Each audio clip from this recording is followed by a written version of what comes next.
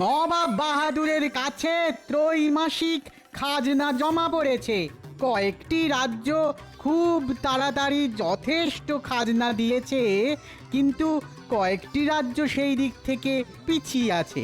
তাই নবাব বাহাদুর এগিয়ে থাকা রাজ্যকে পুরস্কৃত করবেন। সবার প্রথমে আমি ডেকে নেব কৃষ্ণনগরের রাজা কৃষ্ণচন্দ্রকে। বরাবরের মতো এবারও কৃষ্ণনগর থেকে আসা খাজনা আমার দরবারে অনেক আগে পৌঁছেছে এবং আমি তাতে ভীষণ খুশি। নবাব বাহাদুর উপহার স্বরূপ কৃষ্ণচন্দ্রকে তুলে দিচ্ছেন 1000 মোহর। সাবাস কৃষ্ণচন্দ্র, তোমার রাজ্যে এত ভালো ফলন, এত ভালো মৎস্য চাষ, উন্নয়নে আমি খুশি। এই নাও তোমার পুরস্কার। ধন্যবাদ ধন্যবাদ জাহাঁপনা, ধন্যবাদ। মহারাজ, আপনার সম্মান মানে আমাদের রাজ্যের সম্মান। আজ আমাদের চাষি ভাই জেলে ভাইয়ের পরিশ্রমের ফসল আমরা পাচ্ছি। ঠিক বলেছ গোপাল, আর এর জন্য সব থেকে বড় ভূমিকা কিন্তু আমাদের বিজ্ঞানীর। ঠিক বলেছেন মহারাজ, বিজ্ঞানীর যুগান্তকারী আবিষ্কৃত সার এবং মাছেদের খাবারে আজ এই সম্মান। এরপর ডেকে নেব বর্ধমানের রাজাকে। তোমরাও বেশ যথেষ্ট খাজনা দিয়েছো, তাই তোমরা পাবে 500 মোহর উপহার।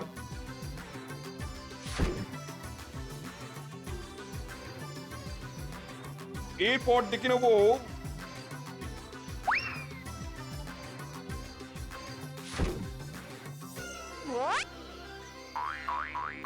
সব শেষে আসবে খাম্বাজ রাজ। খাম্বাজ রাজ্য থেকে এবার প্রাপ্ত খাজনার পরিমাণ খুবই নগণ্য, তাই শর্তানুযায়ী আমি খাম্বাজ রাজ্যের থেকে 500 বিঘা জমি শাস্তি স্বরূপ কেড়ে নিলাম।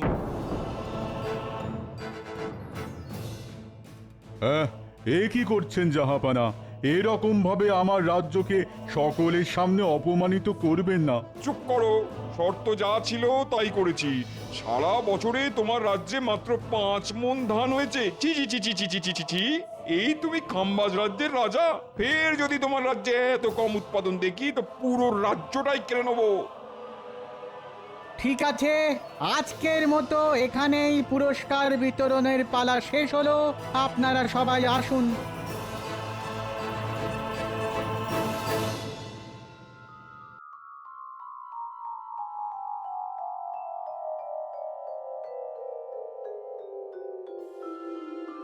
হায় হায় হায় হায় হায় হায়, আমার কি সর্বনাশ হলো!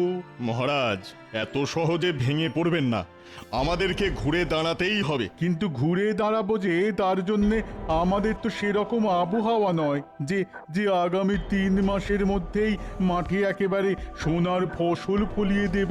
দেখুন মহারাজ, কৃষ্ণচন্দ্রের রাজ্যের মাটি আর আমাদের রাজ্যের মাটির মধ্যে এমন কোনো আহামরি পার্থক্য নেই।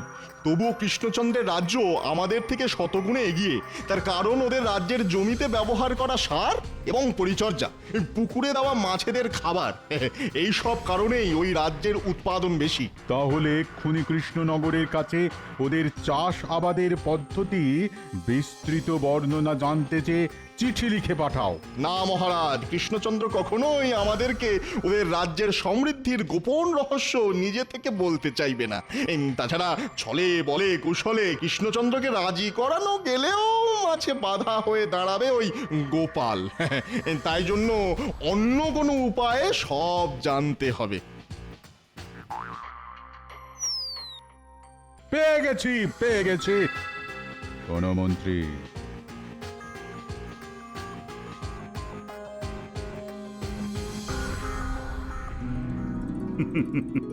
আমাদের রাজ্যে এখন বেশ খুশির সময়। যেদিকেই তাকাচ্ছি সেদিকেই সবুজ, ক্ষেত ভরা ধান, পুকুরে কিচকিচ করছে মাছ। তারপর গতকাল বাংলার নবাবের কাছ থেকে সব থেকে বেশি খাজনা দেওয়ার জন্য পুরস্কারও পেয়েছি। সবই মহারাজ আপনার আশীর্বাদে। আপনার মতন প্রজাবৎসল রাজা না থাকলে আমাদের রাজ্যে এরকম উন্নতিই হতো না। গোপাল, তুমি তোমার তেল দেওয়াটা বন্ধ করো। হাটে তেলের দাম কিন্তু এখনো কমেনি। এই তোমরা একে অপরের পেছনে লাগাটা বন্ধ করো তো। আমি তোমাদেরকে একটা সুখবর শোনাতে চলেছি। তোমরা প্রত্যেকে নিজেদের কাজ সুষ্ঠুভাবে করো, তাহলে এর পরের বছরেও আমরা যথেষ্ট খাজনা জমা করতে পারবো। সবই তো হলো মহারাজ, এই আনন্দে যদি একটু পেট পুজোর ব্যবস্থা হতো তাহলে মন্দ হতো না। জানি জানি তুমি এরকমই একটা বায়না করবে, আর সেটা আমি আগে থেকেই বুঝতে পেরেছি, আর তাই আগে থেকেই পেট পুজোরও বন্দোবস্ত করে রেখেছি। উমা, খাবার কি শুধু গোপালের জন্যই? আমরা সবাই ব্রাত্য। আরে না না না, সকলের জন্যই আছে, এই সে এলো বলে।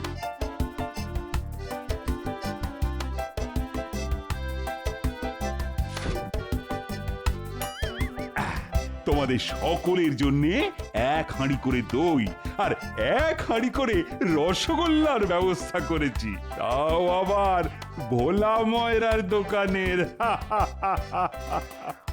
সাধু সাধু।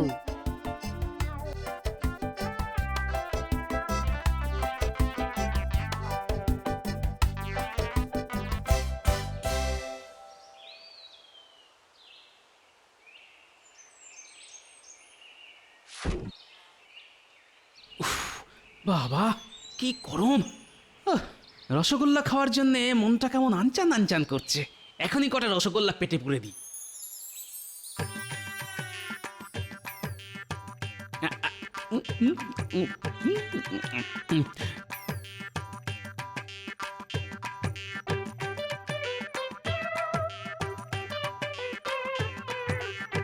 এটা কি রে? এর আগে তো আমাদের রাজ্যে কোনোদিন দেখিনি। কি জানি বাবা, কারো আত্মীয় হবে হয়তো। না, অনেক বেলা হলো, এবার বাড়ি ফিরি, নইলে আবার গিন্নি রাগারাগি শুরু করে দেবে।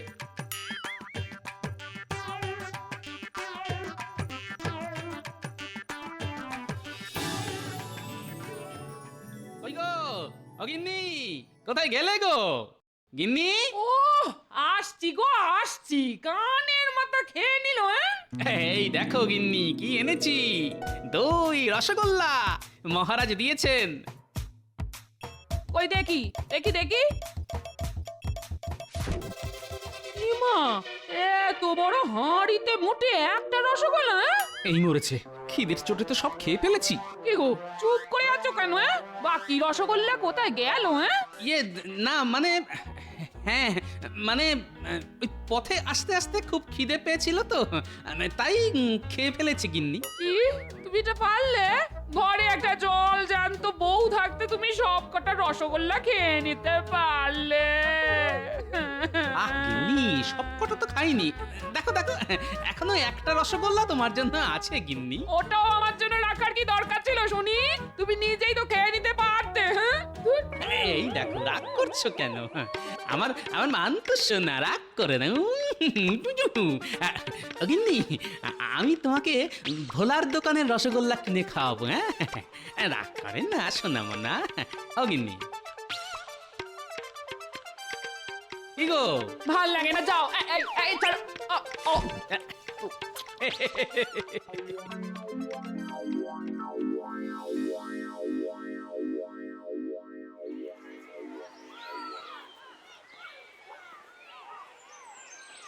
ওরে বাপরে, হ্যাঁ এত বড় হাট!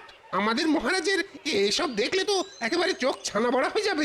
আগে আগে সবকিছুর দামটা একবার একবার যাচাই করে নিতে হবে। হ্যাঁ ভাই, ও ভাই, চাল কত করে ভাই? কোন চাল নেবেন বলুন?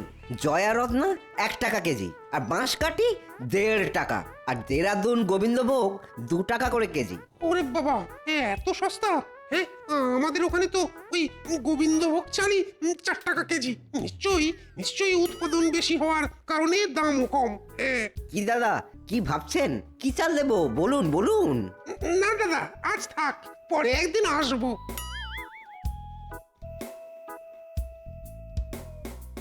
রুই কাতলা শিঙ্গি সব কম দামে 1 টাকা কেজি মাত্র। নিয়ে যান নিয়ে যান নিয়ে যান। ওরে বাবা, মাছও দেখছি জলের দরে বিক্রি হচ্ছে।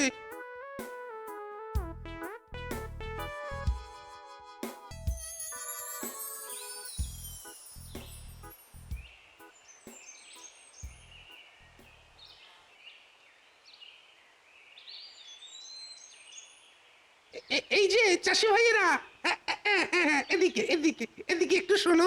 কি আমাদের ডাকছেন? হ্যাঁ, তোমাদেরই। এদিকে একটু শোনো না, একটু। আমাকে চাষ করার পদ্ধতি, ব্যবহার করার সার সব জেনে নিতে হবে। বলুন বলুন কি বলবেন? বলছি, শোনো না, ওই আমারও না চাষ করার অনেক দিনের ইচ্ছে, ওই কিন্তু করতে পারছি না। কেন দাদা, জমির অভাব নাকি? না না, জমি আমার অনেক আছে, অনেক জমি। আমার শ্বশুর তো জমিদার, আর শ্বশুরের একমাত্র মেয়েকে আমি বিয়ে করেছি। তাহলে চাষ করুন, কে বারণ করেছে? ওখানেই তো মুশকিল ভাই, কি চাষ করব, কখন চাষ করব, সেটাই ঠিক মতো বুঝি না। তোমরা যদি একটু আমাকে বুঝিয়ে বলতে তাহলে খুব ভালো হতো। হা হা হা হা হা। এই ব্যাপার, চাষ খুব একটা কঠিন ব্যাপার না, তবে পরিচর্যাটাই আসল ব্যাপার। আমরা তো মোটামুটি 3 রকম ধান ফলাই, আউশ, আমন আর বোরো। আর শীতকালে রবি শস্য, গাজর, ফুলকপি, শাকসবজিও চাষ করি। বাহ বাহ, তোমরা কত কিছু জানো। এটাই তো আমাদের পেশা, আর আমরা জানবো না? আচ্ছা আচ্ছা, কিভাবে চাষ করো আর কি সার দাও? ধান চাষের ক্ষেত্রে প্রথমে তো বীজ ধান বুনতে হয়, তারপর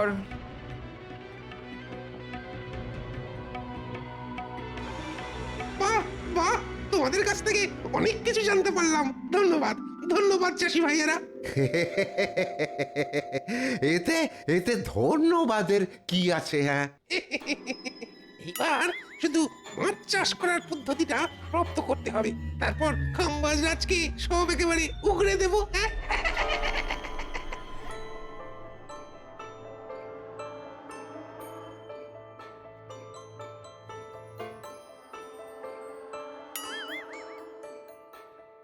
এই টেকো ব্যাটা কি রে?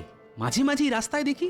যে হোক বাবা, আমায় এখন বাজার নিয়ে বাড়ি ফিরতে হবে, নইলে আবার গিন্নি অশান্তি শুরু করে দেবে।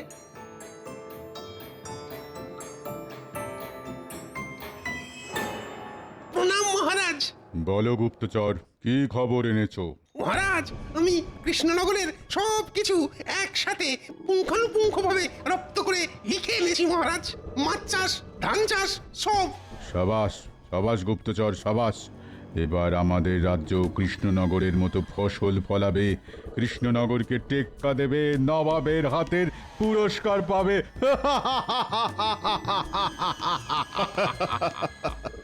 মহারাজ, চাষি ভাইদের সাথে আমি বেশ ভালো মতন বন্ধুত্ব করেছি। এরপর ওদের কাছ থেকে শীতকালের রবি শস্য চাষের পদ্ধতিও জেনে ফেলবো মহারাজ। সাবাস গুপ্তচর, তুমি এই টুলির মতো একেবারে কৃষ্ণনগরে সেঁটে যাও। যখন যা তথ্য পাবে তৎক্ষণাৎ আমাকে জানাবে। অবশ্যই মহারাজ, অবশ্যই, নিশ্চয়ই জানাবো। আচ্ছা ঠিক আছে, এখন এসো। আমার বকশিসটা মহারাজ। মন্ত্রী, গুপ্তচরকে 100 মোহর বকশিস দিয়ে দাও। যথাজ্ঞা মহারাজ।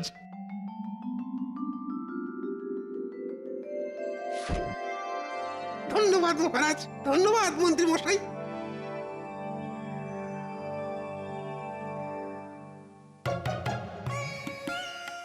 আমাদের নবাব বাহাদুরের কাছে ত্রৈমাসিক খাজনা জমা পড়েছে।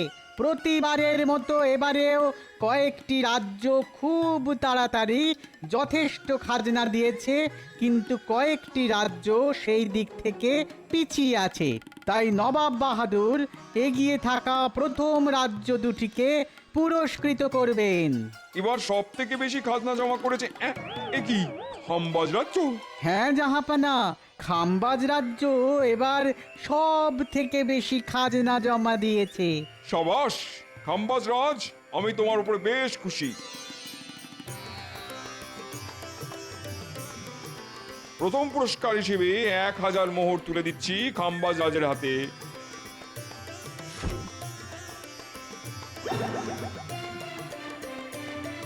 দ্বিতীয় পুরস্কার পাচ্ছে কৃষ্ণনগরের রাজা কৃষ্ণচন্দ্র। ছি ছি কৃষ্ণচন্দ্র, আমি তোমার কাছে এটা আশা করিনি। তুমি বরাবর সব থেকে বেশি খাজনা দাও, এবার কি করে খাম্বাজ রাজ্য তোমার রাজ্যের থেকে বেশি শস্য উৎপাদন করলো? হ্যাঁ, সেটা তো আমিও বুঝতে পারছি না।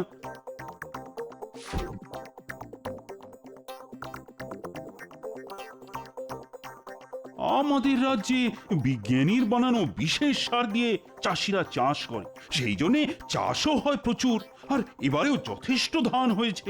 তোমার দিন শেষ কৃষ্ণচন্দ্র। এবার থেকে আমার রাজ্যে সব থেকে বেশি চাষ হবে। সারা রাজ্য জুড়ে চাষ করব। তোমারই বিজ্ঞানীর বানানো পদ্ধতিতে সার ব্যবহার করব, তুমি টেরও পাবে না।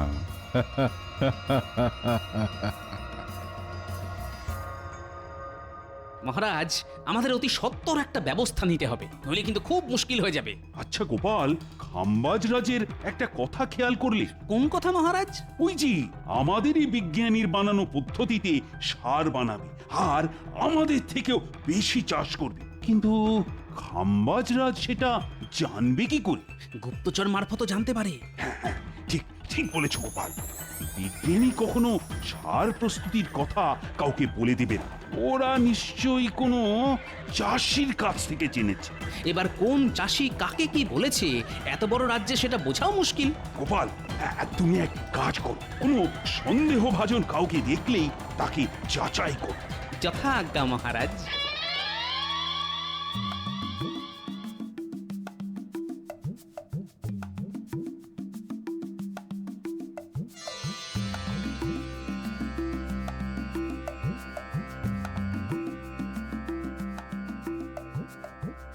কি হলো কি? তুমি সেই বিকেল থেকে এদিক থেকে ওদিক আর ওদিক থেকে এদিক করছো। চিন্তায় গিন্নি, চিন্তায়। আমাদের রাজ্যে শনির নজর লেগেছে, বুঝলে? ইমা, ভর সন্ধেবেলা কি অলক্ষণে কথা বলছো তুমি? আরে অলক্ষণে নয় গো গিন্নি, সত্যি। আমাদের চাষিরা এত কষ্ট করে চাষ করে, তার ফলস্বরূপ আমরা প্রতি 3 মাস অন্তর ভালো মতন খাজনা নবাবকে দিতে পারি। কিন্তু এখন দেখছি খাম্বাজ রাজ্য জিতে যাচ্ছে। যে খাম্বাজ রাজ্যের নাম সবার নিচে থাকতো সে হচ্ছে প্রথম। উমা গো, এ কি সর্বনেশে কাণ্ড! হ্যাঁ, সর্বনাশ বলে সর্বনাশ। উনি আবার প্রকাশ্যে একরকম হুমকি দিয়েছে, ওরা আমাদের রাজ্যের উপায়ে সার বানিয়ে চাষ করবে, কিন্তু আমরা বুঝতেও পারবো না। ওমা, সে কি গো? তার মানে নিশ্চয়ই গোপনে গোপনে গুপ্তচর এসেছে আমাদের রাজ্যে। হ্যাঁ, কিন্তু কে সেই গুপ্তচর সেটাই জানতে হবে। হলেও হতে পারে, ওই লোকটা হলেও হতে পারে। কোন লোকটা? পরে বলবো গিন্নি, পরে বলবো। এখন দুটো খেতে দাও দেখি, খুব খিদে পেয়েছে।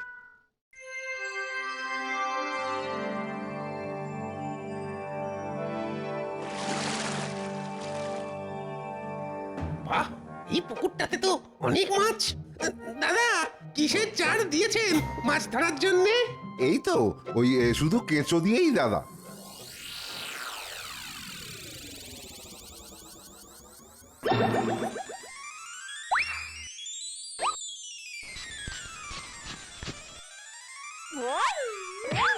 ওরে মদন, তুই কবে এলি? হ্যাঁ, বুকে আয় ভাই, বুকে আয়। মদন? কে মদন? তুই আবার কে? মনে নেই? আমি আর তুই ছোটবেলায় কুম্ভ মেলায় গেছিলাম, তুই হারিয়ে গেছিলি, কান্নাকাটি করছিলি। কি যাতা বলছেন আপনি? আমি মদন টদন নয়। সে কি করে হয়? এক মুখ, এক চোখ। আরে বাবা, না না, আপনার কোথাও ভুল হচ্ছে। আমি মদন নই। আমার 14 গোষ্ঠীতে কারোর নাম মদন ছিল না। তাহলে তুই কে? আপনি আপনার নিজের কাজ করুন গিয়ে। আমি কে জেনে আপনার কি লাভ? হ্যাঁ, বেটা খুব চালাক, নিজের পরিচয় দেবে না। বেটা টাক গরম করে তবেই ছাড়ব। সবাইকে বলতে হবে একই রকম ভাবে টাক গরম করতে, তবে যদি নিজের পরিচয়টা দেয়।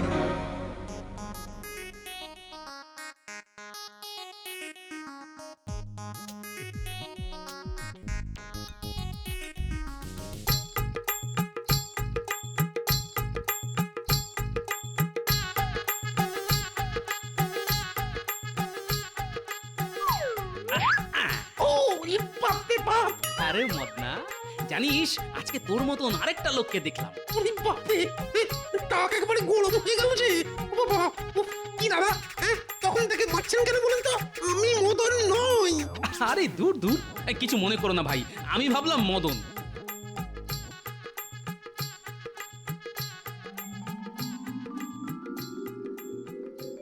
ও পুটির বাবা, এদিকে শোনো।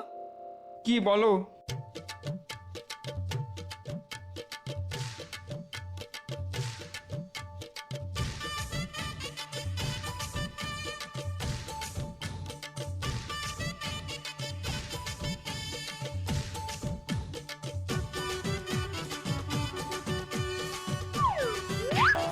ওরে মদন রে, কতদিন পরে তোকে দেখলাম রে। ভাই কবে এলি ভাই? আমাদের বাড়ি চল। কোথায় আছিস ভাই? দূর বাবা, কে মদন? কোথাকার মদন? হ্যাঁ, কি যাতা বলছিস তুই? তুই তো আমাদের হারিয়ে যাওয়া বন্ধু মদন। তোকে এরকম টাকে মারলে রেগে যেতিস। উফ, ওরে বাবা, মারছিলি কেন? এই মদন, বল না ভাই, তুই কবে এলি? তুই না বললে আবার টাক গরম করবো। উফ, এই তো আচ্ছা মুশকিল। হ্যাঁ, তুই বলবি নাকি? বলছি বলছি বলছি আমাকে আমাকে খাম্বাজ রাজা পাঠিয়েছে কৃষ্ণনগরের ওই চাষাবাদ সবকিছু পুঙ্খানুপুঙ্খ জেনে ওনাকে বলতে। তাহলে আমাদের রাজ্যেও ভালো ফলন হবে আর কি। ও এই ব্যাপার, তুই এই সব কিছু লিখে দিবি আর নবাবের সামনে গিয়েও বলবি, নইলে মেরে তোর টাক একেবারে গরম করে দেবো। আচ্ছা, ঠিক আছে ঠিক আছে। কি কাম্বাজরাজ, তুমি তার মানে এই উপায়ে কৃষ্ণনগরকে হারিয়েছো? ছি ছি ছি ছি ছি ছি ছি। না ইয়ে মানে ওসব মানে শুনবো না। আজ থেকে তোমার রাজ্যের 1000 বিঘা জমি আমি কৃষ্ণনগরের নামে করে দিলাম। ফের যদি এরকম নকল করতে দেখি, তোমার পুরো রাজ্যটাই ওদের দিয়ে দেবো। ক্ষমা করুন জাহাপানা, জাহাপানা ক্ষমা করুন, ভুল হয়ে গেছে। আমরা তাহলে এখন আসি। হ্যাঁ এসো। চলি হে টেকো মদন। ওরে ওরে, আমি মদন নই। সাবাস গোপাল, সাবাস। ওহ, তোমার বিচক্ষণতার জন্যে আবার আমাদের রাজ্য বেঁচে গেল। তোমায় যে কি বলে ধন্যবাদ জানাবো জানি না গোপাল। ধন্যবাদ জানাতে হবে না মহারাজ, শুধু 2 হাঁড়ি রসগোল্লা পেলেই হবে। 1 হাঁড়ি আমি খাবো আর 1 হাঁড়ি আমার গিন্নি।